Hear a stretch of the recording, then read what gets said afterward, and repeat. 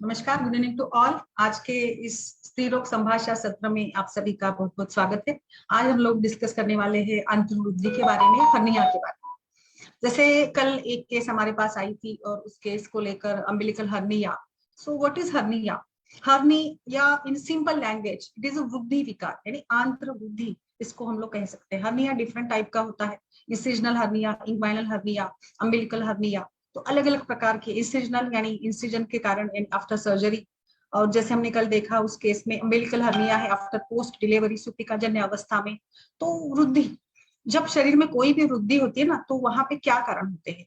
Actually ये आंत्र वृद्धि आयुर्वेद में आचार्य सुश्रुत ने सुश्रुत संहिता में इसका बहुत ही डिटेल रूप में वर्णन किया है। और थोड़ा सा इसके बारे में ये मैं बताना चाहूंगी कि आंत्र वृद्धि ये चिकित्सा के लिए थोड़ी सी कष्टदायी होती है, असाध्य भी बताई गई है। It depends upon the time period, chronicity है या एक्यूट है डिसीज, इसके ऊपर भी ये डिपेंड करेगा। तो आंतरवृद्धि को कैसे ट्रीट करेंगे इसके बारे में चर्चा करते हैं, और इसके साथ कुछ आंतरवृद्धि से जुड़े जो कल्प है, जो बहुत ही अच्छे बेहतरीन तरीके से काम करते हैं, उसके बारे में भी हम लोग आज डिस्कस करने वाले हैं। तो आप सभी का इस सत्र में स्वागत है। आंतरवृद्धि या हर्निया। सो हर्निया के कारणों के ऊपर अगर नजर डाला जाए तो इसके कारणों में मुख्य रूप से आचार्य बताते हेतु क्या है। हेतु में इंपॉर्टेंट हेतु है वात प्रकोप। वात इन ड्यू टू एनी कारण, वात प्रकोप द्रव्य गुण कर्म अलग अलग प्रकार से, लाइक वात प्रकोपक आहार, उच्च खान पान, या जो सारे हेतु बताए ना, ककड़ी से लेकर खरबूज तरबूज का सेवन करना, जो भी है आहार में पोषक तत्व की कमी या तेल घी की मात्रा कम, दूध की कमी, प्रोटीन की कमी, ये सारे से वात प्रकोप होगा या वात दोष एक प्रकार से विकृत हो जाता है। वात दोष का प्रकोप उससे उसी के गुणों से होगा। जैसे हमेशा से एक लाइन ध्यान रखिएगा कि जो भी आपका दोष प्राधान्य है, जो भी आपकी दोष प्रकृति है, उसके विपरीत गुणों का आहार विहार आपको सेवन करना है। इसीलिए वात प्रकृति के व्यक्ति को उसके अपोजिट, यानी जैसे वात दोष का शमन करने वाले जो मधुर आम्ल लवण रस है उसका सेवन करना है। अगर आहार में कटु तिक्त कषाय रस और लाइक ज्यादा जगना, रात्रि में जागरण है, चिंता है, क्रोध है, शोक है, अधिक कोई भी अति सर्वत्र वर्जित, अधिक मात्रा में प्रवास करना, अति चिंता है, अति क्रोध है, अति शोक है। सो ये भी एक इसका ये कारण है वात प्रकोप का। वात प्रकोप द्रव्य गुण कर्म, तो इन सभी के कारण वात दोष प्रकोपित होता है और जाकर इस प्रकोप के साथ ये एक अग्निमांद्य निर्माण करेगा। अग्निमांद्य से आम बनता है, और ये खास करके यहाँ पर आम तो होता ही है जैसे आयुर्वेद के हर संप्राप्ति में, बट फिर भी ये वायु जाकर, वायु का स्थान जो है पक्वाशय कटिशक्ति, यानी पक्वाशय या एब्डोमिन रीजन पर वात दोष का मुख्य स्थान है। तो वात दोष अधिक बड़ा है तो सबसे पहले कहाँ बढ़ेगा? पक्वाशय में बढ़ेगा। तो पक्वाशय से ही सभी प्रकार के वात दोष के प्रकारों का पोषण होता है। लाइक पक्वाशयस्थ जो वायु है वही सभी दोष प्रकारों को उपद्रवित करता है। तो इसीलिए यहाँ पर वायु जाकर पक्वाशय में आंद्र में वृद्ध हो जाएगा, बढ़ेगा, और वहां के ऑर्गन्स को वो एक्सपल्स करेगा, या वहां के ऑर्गन्स इसके कारण बाहर आ जाएंगे। कुछ क्रॉनिक टाइप के अंतर्वृद्धि में तो ऐसे बताया जाता है कि वो लाइक जो भी एब्डोमिन है इतना फूल जाता है वो नीचे भी गिरने लगता है। So what are the common causes? वातदोष प्रकोप के साथ साथ ओबेसिटी ये भी इसका कारण है। परसिस्टेंट कफिंग, यानी देखिए कफिंग में क्या होता है, कफिंग में हमारे सारे शरीर की रेस्पिरेशन की बात करेंगे तो रेस्पिरेशन के लिए रिस्पॉन्सिबल जो डायफ्राम जैसे मसल्स है, डायफ्राम है, इंटरकॉस्टल वगैरह मसल्स इसमें इन्वॉल्व होती है।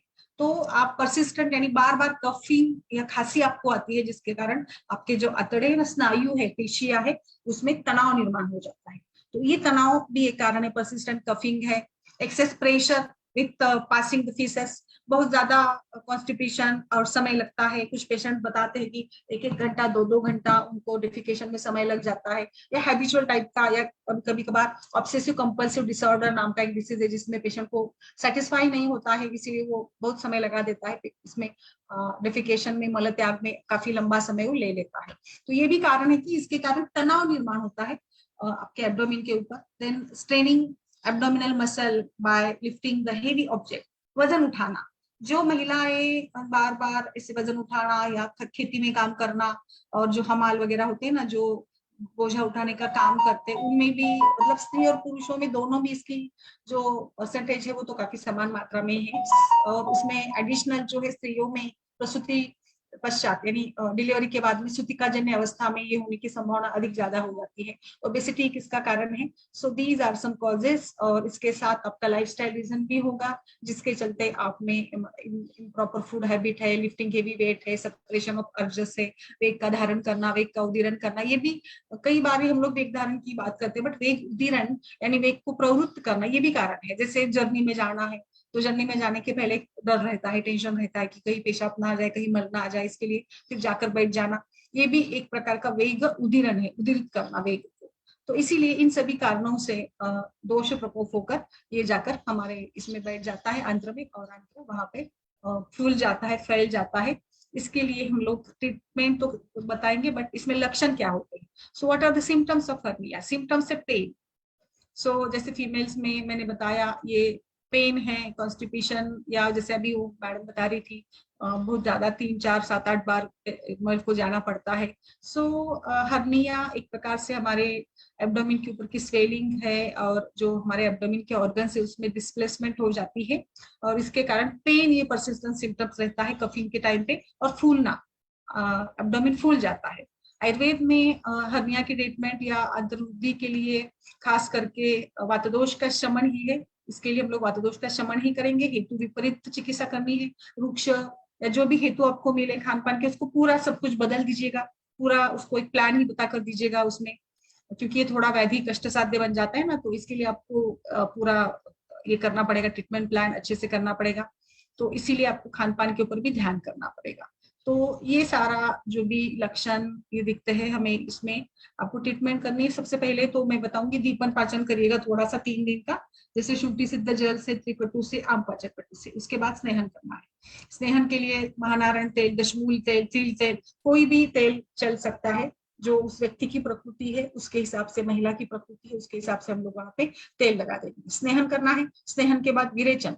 विरेचन के लिए आप तीव्रत लेह, एरंड स्नेह, जो भी ज्यादा से ज्यादा यहाँ पे वातदोष का ये है ना, तो इसके लिए हम लोग त्रिफला चूर्ण का भी उपयोग कर सकते हैं। विरेचन के लिए तीव्रत लेह, अभयाधि मोदक का प्रयोग करिएगा, कोई बात नहीं है। सो इसमें विरेचन आपको देना है। विरेचन के लिए त्रिफला बेस्ट रहेगा, आंवला और हरितकी, बेहड़ा, ये तीनों जो फल है, तीनों का चूर्ण जो है कॉम्बिनेशन वाला, ये बहुत अच्छे से हर्निया में काम करने वाला होता है। सो त्रिफला कैन बी गिवन, त्रिकटु भी दे सकते हैं, सेना कैन बी गिवन, और लाइक अभिपत्ति का चूर्ण दे सकते हैं। सो इस प्रकार से आपको पहले स्नेहपान देना है, फिर हम लोग इसमें विरेचन करते हैं। विरेचन के लिए अभी स्नेहपान हो गया, विरेचन कर लिया आपने, विरेचन के बाद स्नेहन करके विरेचन करिएगा, क्योंकि ऑलरेडी इसमें लूज स्टूल है, 4 5 बार उसको जाना पड़ रहा है। सो इसके लिए आपको स्नेहन कर, इसबगोल वगैरह का भी प्रयोग कर सकते हैं।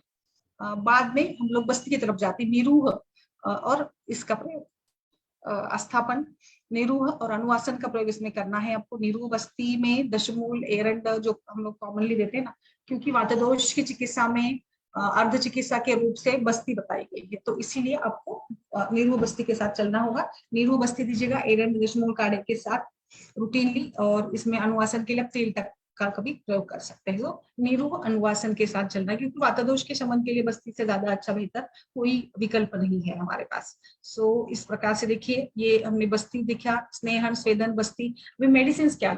सबसे पहले तो आरोग्यवर्धिनी स्टार्ट करेंगे। आरोग्यवर्धिनी के बाद में हम लोगों को त्रिफला गुलगुल, बिकॉज त्रिफला अच्छा काम करेगा इसमें तीनों दोषों के प्रकोप के लिए, और खास करके वातदोष के शमन के लिए। फिर गंधक रसायन भी देते हैं। गंधक रसायन क्यों देना है? बिकॉज जो एक इसमें गंधक रसायन की जो कल्प है ना, तो ये दोष का शमन करने के लिए, और जो एक इस इंटेस्टाइनल मसल की स्ट्रेंथ है इसको बढ़ाने के लिए काम करते हैं। सो इस प्रकार से हिंगू भी, हिंगवाष्टक चूर्ण भी दे सकते हैं आप, क्योंकि हिंगू का भी वात शमन का रोल है। हिंगू पेन भी कम करेगा। आप हिंगू का चूर्ण भी प्लेन दे सकती है। खाना बनाते समय हिंगू ऐड करिएगा। कूटज घनवटी भी देनी है। कूटज घनवटी या संजीवनी वटी या महाशंकवटी, ये जो उधर शूल है इसको कम करने के लिए अच्छा काम करते हैं। इसमें हम लोग कुछ करंज या मंजिष्ठा जैसे द्रव्यों का प्रयोग कर सकते हैं। बला एरंड तो बेस्ट कॉम्बिनेशन है। आप बला तेल का प्रयोग अभ्यंग के लिए, स्नेहन के लिए भी करा सकते हैं। हाथ पैरों में अभ्यंग करना होता है तो बला तेल का प्रयोग कर सकते हैं। बला एरंड सिद्ध, ये बनाकर भी आप इसको दे सकते हैं। चूर्ण और पानी में इसको अच्छे से बनाकर भी दे सकते हैं। सो ये भी एक अच्छी ट्रीटमेंट होती है। सो ये सारे ड्रग्स आपको बहुत ही अच्छे से यहाँ पर काम करेंगे। एक्सटर्नल इंटरनल पथ्य में संशोधन बेस्ट है इसमें। आप बस्ती कर्म कराइएगा, निरूह बस्ती एरंड तेल का प्रयोग करना है, और अगर जरूरत पड़ती है तो शस्त्र कर्म भी किया जा सकता है। तक्रपान कराइएगा, पेशेंट को खाने में छाछ का सेवन जरूर करे पेशेंट। पेशेंट के लक्षण के हिसाब से उसको हमें ट्रीट करना होगा। वोमन भी दिया जा सकता है, अच्छा वो करेगा, और ये सारा हम लोग इसमें प्लान कर सकते हैं। सो लाइफस्टाइल डाइट चेंज भी है आपका, खान पान बदलिएगा, खान पान में मृदु और स्नेह गुण वाला जो वातदोष का शमन करे ऐसा खान पान होगा। ब्रेक द मील यानी खान पान की जो आदत है उसको बदलिए, और मील की जो आदत है एक साथ बहुत ज्यादा नहीं खाए, थोड़ा थोड़ा सा वो खाए, तो वो पचा भी सकता है ना, क्योंकि इसमें अग्नि भी विषम होता है ना। पानी की मात्रा भरपूर रखिएगा, और बाकी जो दिन में सोना है या रात्रि का जागरण है इसको कम करेंगे। वेट अगर ज्यादा है तो वेट लॉस करने के लिए भी आपको प्रयास करना पड़ेगा, सो फिजिकल एक्टिविटी को बढ़ाइएगा। इस प्रकार से हम लोग इसमें हिंगू, निरूह बस्ती, स्नेहन, मंजिष्ठा, इसका प्रयोग इसमें हम लोग कर सकते हैं। विरेचन जो अच्छा है, विरेचन के बाद बस्ती की तरफ चलेंगे। हाँ, और थोड़ा सा इसमें ये भी है ना कि मसाज करना, मसाज के लिए जैसे बला तेल है, एरंड तेल है, इसके साथ साथ पिंड स्वेदन भी अच्छा काम करेगा।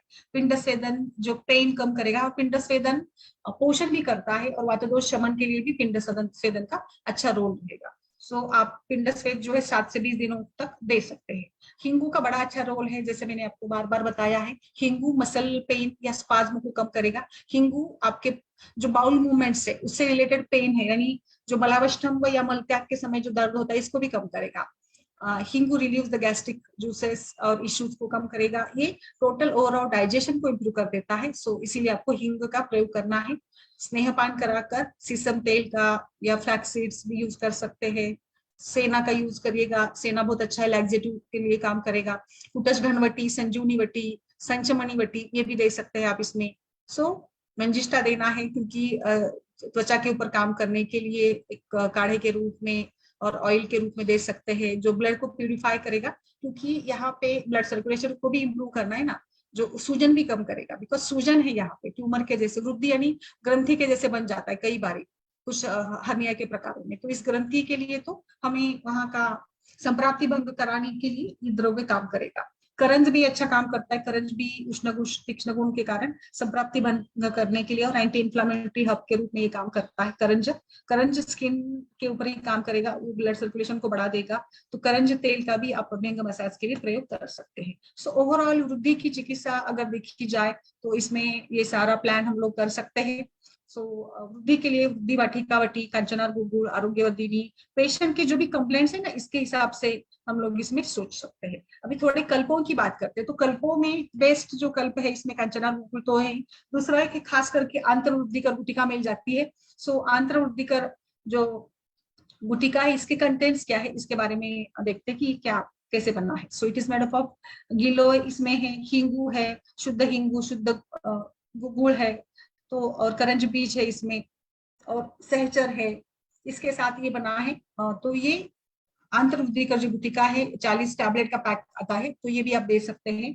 सो मदन प्लास्ट कंपनी का ये आता है, आपको ऑनलाइन पे मिल जाएगा। आंतरवृद्धिकर गुटिका बेस्ट कॉम्बिनेशन है जो हम लोग इसको दे सकते हैं। नेक्स्ट जो हम लोग हमेशा से यूज करते हैं वृद्धि वाटिका वृद्धि वाटिका वटी का रेफरेंस हमें मिल जाता है भेषज रत्नावली से। भेषज रत्नावली के 43 अध्याय में इसका रेफरेंस आया है। इसमें कंटेंट्स क्या है, Vriddhi Vatika Vati is the best one for any type of वृद्धि जन्य संप्राप्ति, खास करके सिस्टोसेल हर्निया में इसका अच्छा रोल है वृद्धि वाटिका वटी का। भेषज रत्नावली के इसमें इसका वर्णन आया हुआ है। इसको इसके कंटेक्ट्स क्या है, इसको हम लोग कैसे दे सकते हैं, इसको हृदय के काढ़े के साथ या गर्म जल के साथ इसको दे सकते हैं। 250 मिलीग्राम की मात्रा में हम इसका प्रयोग कर सकते हैं। अंडकोश की वृद्धि के लिए जो पुरुषों में होता है ना इसमें ये दे सकते हैं हम लोग। वृद्धि वाटिका वटी महिलाओं में जो एक फाइब्रॉइड वगैरह है, एनी टाइप ऑफ सिस्ट वगैरह है, चॉकलेट सिस्ट हो या जो भी इनलार्जमेंट्स होती है, वृद्धियां होती है, उसमें हम लोग दे सकते हैं। वृद्धि वाटिका के कंटेंट्स क्या है, इसमें पारद है, शुद्ध गंधक है, लोह भस्म है, ताम्र भस्म है, कांस्य भस्म है, इसमें वंग भस्म है, इसमें शुद्ध हरताल है, शुद्ध तृतीया है, शंख भस्म है, कपर्दक भस्म है, शुंठी है, मरीच है, पिपली है, हरितकी है, बिबितकी है, आम्लकी है। इसमें इस प्रकार से सारे द्रव्य इसमें मिलाए गए हैं। वाउडिंग है, इसमें बहुत सारे द्रव्य है। कचूर है, पिपली मूल है, पाठा है, इसमें वचा है, इलायची है, देवदारू है, सेंधा लवन है, बीड लवन है। भी लवन के अच्छे कंटेंट्स है, बिकॉज लवन ये दोष संप्राप्ति को भंग करने के लिए और विलयन का काम करता है लवन, बस इसीलिए। हरितकी का काढ़ा भी इसमें है, तो हरितकी भी इसमें डाली गई है। तो इस प्रकार से ये वृद्धि वाटिका वटी खास करके हम लोग देते हैं वृद्धिजन्य अवस्थाओं में, सिस्टोसिल, हर्निया, अंडर वृद्धि वगैरह जो होती है उसमें हम लोग इसको दे सकते हैं। तो ये आज हमने वृद्धि रोग के बारे में डिस्कशन किया है। अभी हम इस जो पेशेंट है उसके ट्रीटमेंट स्टार्ट कर रहे हैं, उसमें देखते हैं किस प्रकार से ये होता है। सो इसके साथ साथ वृद्धि वाटिका वटी डायबिटीज में हम लोग दे सकते हैं। ये all type of hernia, hydrocele भी काम करेगा। कुछ पैरासिटिक टाइप का डिसऑर्डर अगर है, माइक्रोबियल डिसऑर्डर्स है, उसमें भी हम लोग दे सकते हैं। वेरिकोज पैरासिटिक और माइक्रोबियल डिसऑर्डर्स में दे सकते हैं। स्किन डिसीजेस लाइक विटिलिगो में दे सकते हैं। विटिलिगो के ऊपर हम लोग एक जल्दी एक अच्छा सेशन करेंगे, पूरा डिटेल में इसमें हम लोग पढ़ेंगे। डाइजेस्टिव डिसऑर्डर्स जिसमें गैस बनना, अदमान अटक जैसी अवस्था है, इसमें भी देखिए इसमें सारे कितने सारे सुंदर द्रव्य है जो संप्राप्ति भंग करने का काम करते हैं। पेप्टिक अल्सर में हम लोग दे सकते हैं। एब्डोमिनल पेन के लिए हम लोग इसका प्रयोग कर सकते हैं। ये वेरिकोज इन्फ्लामेटरी कंडीशन में भी दे सकते हैं। आर्थराइटिस में है, ब्रोंकाइटिस में दे सकते हैं। वृद्धि वाटिका वटी एक ब्रॉड स्पेक्ट्रम ड्रग है जो अलग अलग रूप से काम करता है। ये इम्प्रूव करेगा, इम्यूनिटी को भी इम्प्रूव कर देता है। और जैसे कुछ अवस्थाएं जो हमने देखी उसमें इम्यूनिटी भी कम होती है ना, जिनमें इम्यूनिटी कम होती है उनमें वृद्धि की संभावना बहुत ज्यादा बढ़ जाती है। इसमें शुंठी वगैरह है जो एक मेजर इंग्रेडिएंट है वृद्धि वाटिका वटी का, जो पेन, आम पाचन करना, दीपन करना, वेट लॉस करना, जिससे कई सारे इसके हेल्पफुल काम होते हैं। भस्म भी काफी इसमें मिलाए गए हैं जो धातु की शिथिलता के ऊपर काम करेंगे। तो आई थिंक ये हमने आज के इस सत्र में वृद्धि के बारे में चर्चा की है। अम्बिलिकल हर्निया के ऊपर हमने डिस्कशन किया है। जो अम्बिलिकल हर्निया का कल का केस था उसी से रिलेटेड मैंने आज बताया है। इसमें हमको आमपाचन, फिर स्नेहन और फिर विरेचन और फिर निरूह बस्ती के साथ काम करना होगा। जैसे हम लोग इस पेशेंट में शुंठी सिद्ध जल देते थे, आरोग्यवर्धिनी कांचनार गुगु स्टार्ट करते थे और बाद में एक 7 दिन के बाद उसको स्नेहपान कराएंगे और फिर विरेचन कराएंगे। क्योंकि अभी तुरंत विरेचन कराना थोड़ा सा ये लग रहा है, क्योंकि उसमें काफी उसका एब्डोमेन जो है ना, फोटो देखा ना आप सभी ने, फूल रहा है। तो इस फूले हुए के साथ थोड़ा सा कठिन होगा, तो इसीलिए हम लोग पहले स्नेहन करेंगे। क्योंकि स्नेहन के साथ अगर विरेचन करेंगे तो जो भी दोष कोष्ठ से शाखा में गए ना, वो शाखा से कोष्ठ में आ जाएंगे और अच्छे से उसका हम लोग विरेचन के द्वारा उसको बाहर निकाल सकते हैं। अंतर्वृद्धि से रिलेटेड आज का ये सत्र था। इसमें हमने अंतर्वृद्धि गुटिका और वृद्धिवटी गुटिका के बारे में भी डिस्कशन किया है। तो आगे हम लोग चर्चा करेंगे इसी से रिलेटेड, या जो भी हमारे कुछ डॉक्टर्स कहते हैं उसके हिसाब से। यस मैम, नमस्कार सभी को। बताइए प्रगति जी, माधुरी जी। मैम आपने देखा फोटो कल का मैंने डाला था ग्रुप पे, मैडम ने डाला था वो? हाँ हाँ देखा था मैम, वो अम्बिलिकल हर्निया। मैंने बीच में सुना भी था फेसबुक पे, क्योंकि मैं जरा बिजी थी तो थोड़ा सा आधा सुना था मैम। देखा वो मैम, उसमें तो मुझे लग रहा था पहले वो आम है ऐसे, उनको थोड़ा थोड़ा थोड़ा बीच बीच में बोलते ना, लंघन पूरा नहीं बोलते ना, हल्का खाना यूज पे ऐसा थोड़ा लंघन, क्योंकि हर जगह पेन था ना उनको, सब जगह थोड़ा सा ना नीचे से बोलते ना पेन था। और मैम उनको 7-8 बार मोशन हो रहे थे, तो उनका ग्रहणी विकार है ना, वो ग्रहणी खराब हुआ है।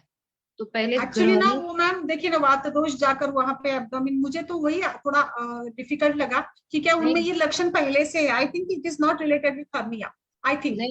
नहीं हर्निया तो बाद में हुआ, पर ग्रहणी जो है ना उनकी दृष्टि हुई है, तो उसमें है ना मैम पंचामृत परपटी वगैरह चालू करना चाहिए। ग्रहणी अच्छा हुआ तो फिर वो अम्बिलिकल हर्निया भी ठीक, बाद में उसकी ट्रीटमेंट बोलते ना सब करने, पहले थोड़ा ग्रहणी पे काम करना चाहिए और फिर अम्बिलिकल हर्निया। तो मुझे लगता है पंचामृत परपटी या नरपति वल्लभ रस ऐसे दिया तो वो ग्रहणी ठीक हो जाएगी। और फिर बाद में ऐसे मेरा मत है कि बाद में फिर बोलते ना कांचनार गुगु वृद्धि वाटिका वटी है और ये, और बस्ती भी देना चाहिए। फिर आप बोले देना चाहिए। अभी उनको एक्सपर्ट कोई उधर उनके पास हो ना, तो हम लोग क्योंकि ग्रहणी ठीक हो, क्योंकि पहले से 8 बार मोशन जा रहे, मतलब जो भी है आम बहुत सारा निकला, अभी इतना बार बार जाएंगे तो प्रॉब्लम होगा ना। तो वो तो अभी एक बार पे लाना चाहिए उनका मोशन।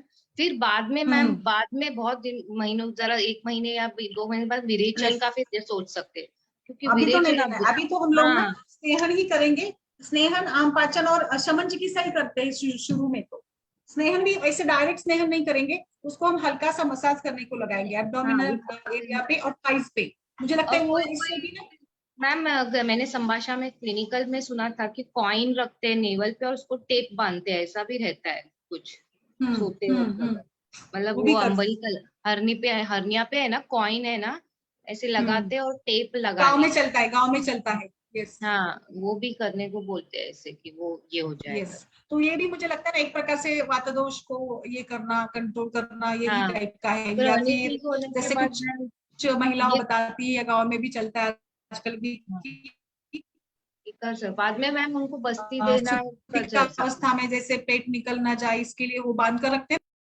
है ना? उस टाइप का ही होगा ना ये। हाँ, यस मैम।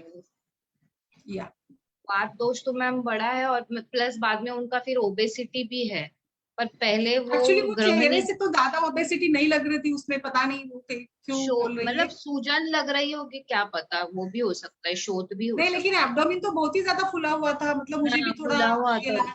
परेशान है बेचारी वो ना, बहुत ज्यादा परेशान बहुत हो ही, गई। हाँ, बच्चा भी दर्द छोटा है में और छोटे बच्चों को संभालना और ये 7-8 बार स्कूल जाना वगैरह कितना। वॉशरूम जाना मैम, पहले उनका गृहिणी जो किया ना तो फिर वो थोड़ा आराम मिलेगा काम।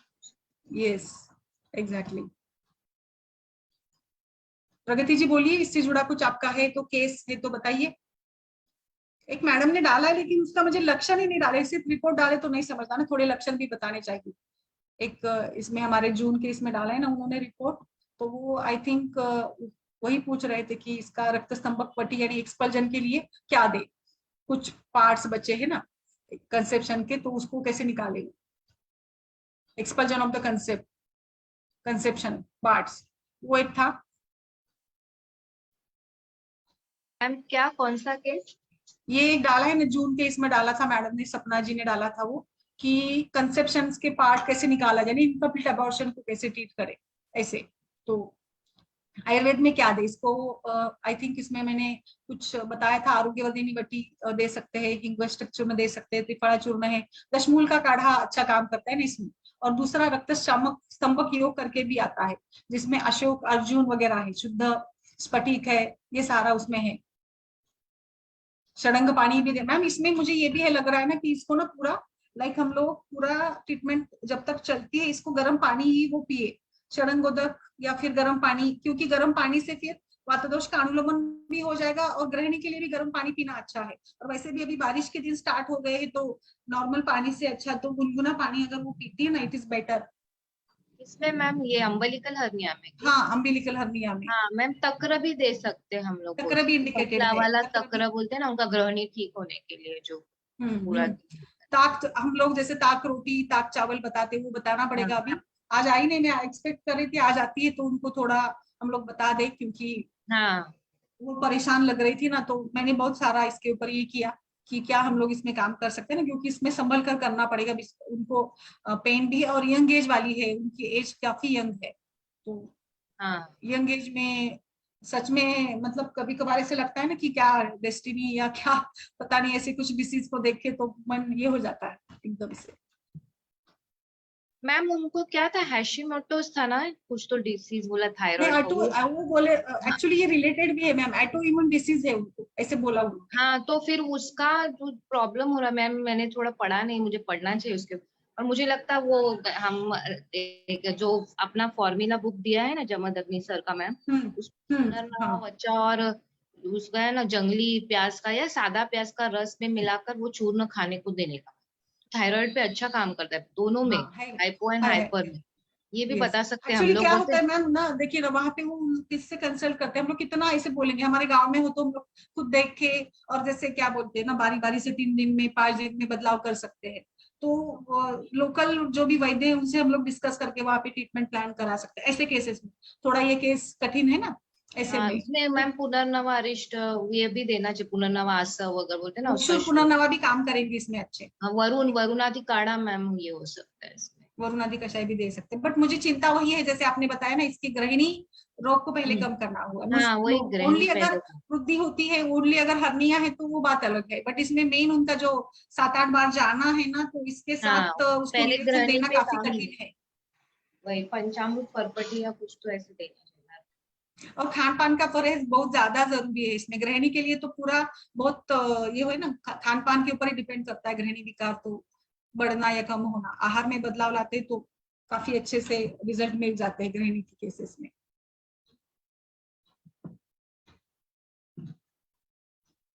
और कुछ बताइए। आज मैंने वही टॉपिक रखा कि चलो इसके ऊपर ही हम लोग डिस्कस करते, बिकॉज ये इंटरेस्टिंग लगा। वैसे भी पढ़ाना ही था मुझे हर्निया, बट प्रसूति इसीलिए ना, डिलीवरी के बाद में, डिलीवरी गर्भिणी अवस्था में समथिंग मिसिंग मैम, कुछ ना कुछ हिस्ट्री है उस पेशेंट में। कोई तो ओवर एक्सर्शन की हिस्ट्री है, कुछ तो है। और उसका चेहरा तो इतना सुंदर है कि वो कफ प्रकृति की लग रही, तो वात प्रकोप इतना कैसे ज्यादा हो गया, आई डोंट अंडरस्टैंड।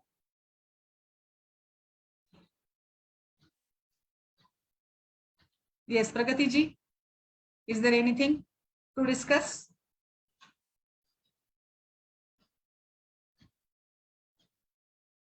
बताइए मैम।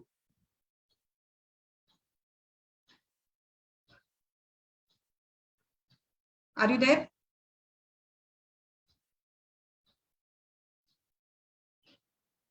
आवाज नहीं आ रही आपकी।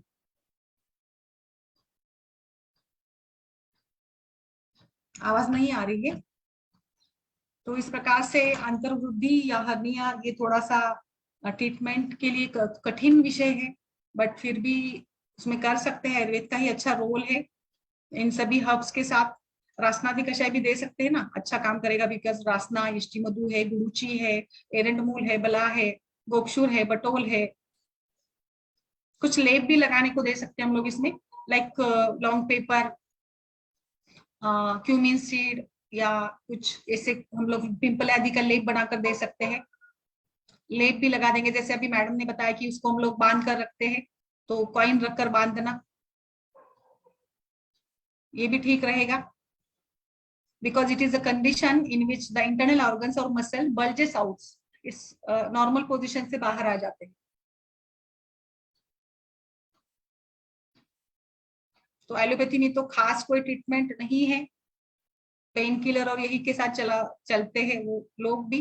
तो हम लोग थोड़ा इसमें काम कर सकते हैं आई थिंक। तो इसीलिए दोष का प्रकोप और उसके कारण हेतु, अगर कफिंग है बहुत ज्यादा तो उसको ट्रीट करना होगा। ओवरवेट, लिफ्टिंग ऑफ ओवरवेट वो भी बच्चे तो भी अच्छा है। महिलाओं में खास करके बोला जाता है ना कि ज्यादा वेट को ना उठाए, तो उसको पालन भी करना चाहिए, जरूरी है आई थिंक। गोक्षूर, जिंजर, शुंठी, चित्रक, ये भी जरूरी है। और परिचर्या, सभी प्रकार की जो परिचर्या है, यानी रजस वाला परिचर्या से लेकर गर्भिणी परिचर्या, सूतिका परिचर्या, हर एक परिचर्या का अपना महत्व। हम लोग यंग एज में होते तो हमें पता नहीं चलता ना कि क्या कैसे करें या क्या होता है, क्या फर्क पड़ता है, बट डेफिनेटली फर्क तो पड़ता ही है। अंतर्वृद्धि को लेकर आज हमने ये डिस्कशन किया है, और उसके कल्पक भी देखे हमने। फिमोरल हर्निया करके भी एक हर्निया आता है, जिसमें भी फिमोरल कैनल जो होता है ना, ये वॉल के बाहर आ जाता है। इसमें भी पेन, सभी हर्निया में पेन और डिस्कम्फर्ट होता है। डायफ्राम का भी हर्निया होता है, जिसमें भी जो एक बर्थ डिफेक्ट के रूप में है, इसमें भी पेन, नोजिया, वोमिटिंग, डिस्कम्फर्ट वगैरह होता है। हाइटस हर्निया करके भी एक कंडीशन है, जहां पर अपर पार्ट ऑफ स्टमक जो है वो बाहर आ जाता है। इसमें हार्ट बर्न या उरोदाह, चेस्ट पेन, ब्लीचिंग वगैरह होता है। इंसिजनल हर्निया तो कॉमन है, जो जिसमें सर्जरीज ही की जाती है ज्यादातर। जो बल्ज होता है ना इंसिजन का, वो वहां पे विजिबल होता है, पेन और डिस्कम्फर्ट होता है। इसमें कॉमन कॉजेस तो सभी में एक ही है, heavy weight lifting, incorrect posture, obesity, constipation, ascites, poor nutrition, यही सब है इसमें। ओवर एक्सर्शन, वात का प्रकोप, और जिसके कारण इन्फ्लामेशन, स्ट्रैंगुलेशन, हिमोरेज और ऑब्स्ट्रक्शन। और कई बार जैसे अभी एक ये केस में था, एटोमिन डिसीजेस भी था। एटोमिन डिसीज को भी शोधन के साथ चलना है। महाशंखवटी, चित्रकादिवटी पेन किलर के रूप में काम करेंगे, जिसमें शंख भस्म वगैरह डाइजेशन को भी इंप्रूव करेगा, अग्नि के ऊपर काम करेगा। कंचनार गुग्गुल वृद्धि के लिए वैसे तो कोई काम ही करती है अच्छा। और एक दूसरा चूर्ण है वरा चूर्ण करके, जो हरितकी से बना है, हरितकी अम्लकी से, वो भी बेनिफिशियल रहता है इसमें हर्निया के केसेस में।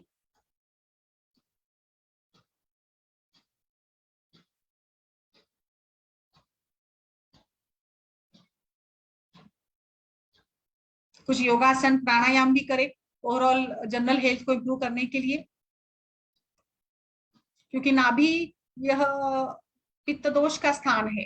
सो नाभि पित्त दोष का स्थान है, तो इसीलिए पित्त का प्रकोप या नाभि, सभी वात दोष का भी स्थान है, पित्त का भी है, तो नाभि स्थानांतर जनितो रामाशय की सब ये भी है, और पित्त का भी स्थान है, तो पित्त का विशेष स्थान है नाभि। तो सारे जो भी सिम्टम्स होते हैं, पित्त विकृति या पचन विकृति भी है, अग्निबाध वगैरह भी होगा, तो इसके लिए इसमें हम लोग जैसे अभी गृहिणी की बात चल रही, तो पंचामृत परपटी या परपटी के साथ भी चल सकते हैं। तृप्ति जी नमस्कार, बताइए डॉक्टर तृप्ति कैसी है?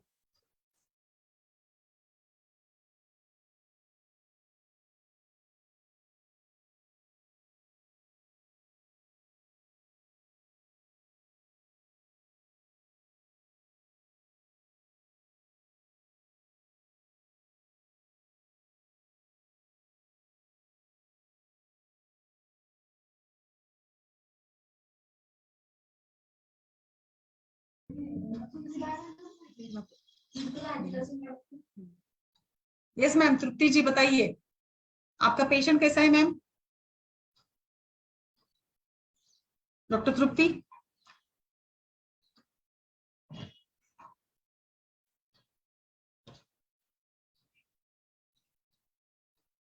Are you there? ऑडिबल है? आवाज आ रही है?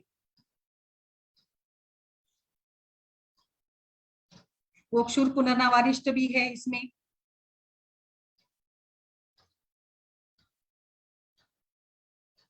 लेप भी लगाएंगे कुछ हम लोग जिंजर पिपली का वगैरह, वो भी ठीक रहेगा, इसमें काम करेगा।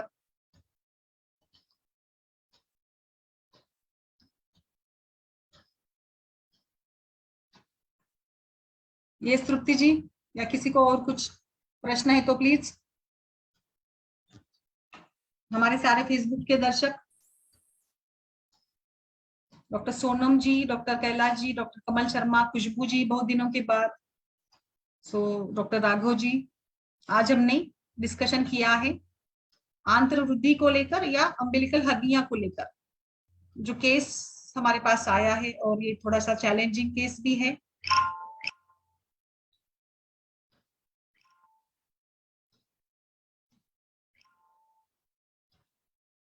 इसका प्लान कैसे करेंगे? वात दोष का शमन करना है, जब तक करेंगे नहीं तब तक समझे बात कभी नहीं केसेस को। तो आप सभी लोग से भी मैं अनुरोध करती हूँ कि आप सभी भी हमारे इस सत्र से जुड़ते रहिएगा, जैसे आपका सहयोग है, तो इसीलिए हम लोग इस सत्र को 1 साल से पूरा चला रहे हैं।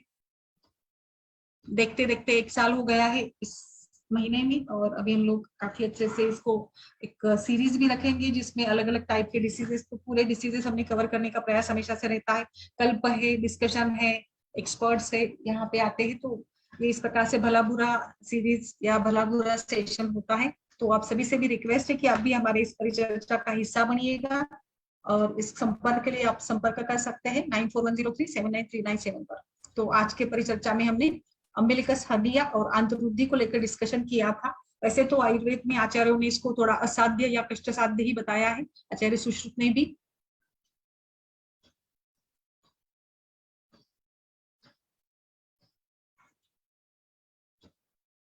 Yes yes ma'am.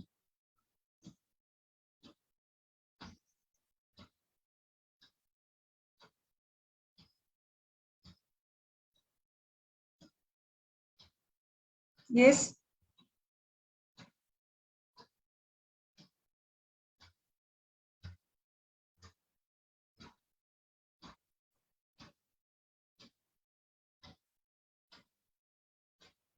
आइए आशा जी, ज्वाइन करिए प्लीज। फास्ट अभी मैं बंदी करने वाली थी, आइए।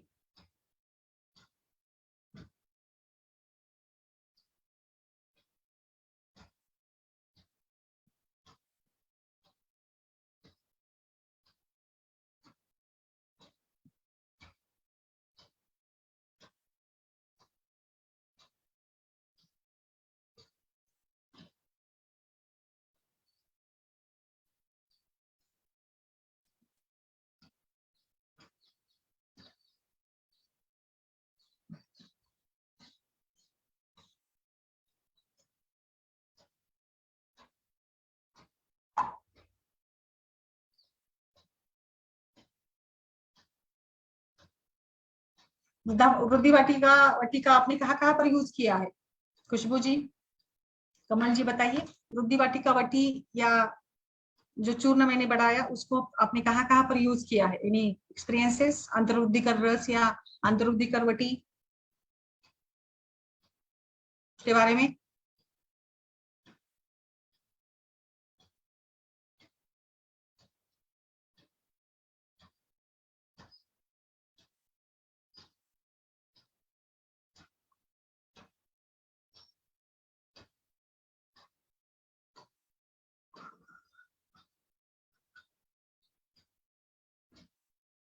Okay, are you coming doctor Asha जी?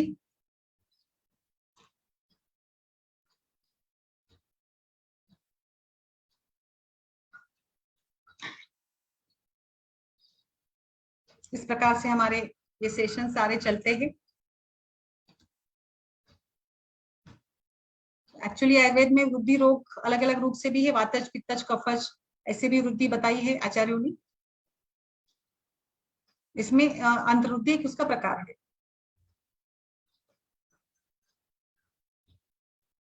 निरेचन, स्नेहन, आचार्य सुश्रुत ने त्युरुतलेह अलग अलग तेल बताए हैं, और उन्होंने निरूह के बाद मांस रस का प्रयोग बताया। अनुवासन के लिए भी उन्होंने रिकमेंडेशन किया है। कुछ प्रलेप बताए उन्होंने। उपना, पोल्टिस बांधना, वातर उपनास हम लोग बांध सकते। तो मुझे लगता है एरंडमूल के जो पत्ते ना, उसको थोड़ा उबाल कर कपड़े में लपेट कर हम लोग इसको इसका लेप लगा सकते हैं। एंटीवात तो ये काम करेगा। भेदन, पाचन भी करना है।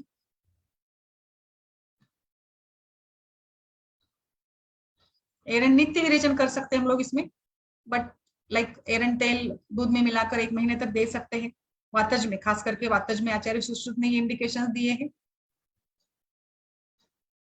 रासना, यष्टि मधु, गुड़ुची, एरंडमूल, बला, अरुवत, गोक्षुर, पटोल, वासा, ये सारे इसमें कॉम्बिनेशंस काम करते हैं। वचादि कल्क है, शिग्रु सरसप कल्क भी अच्छा है। पेस्ट लगा देंगे हम लोग, बिकॉज शिग्रु और ड्रमस्टिक ये उष्ण गुण का है, तो शिग्रु का पेस्ट हम लोग लगा सकते हैं, शिग्रु का और सरसप का। सरसप भी, मस्टर्ड सीड जो है, ये भी स्वेलिंग कम करेगी, इसको हम लोग दे सकते हैं।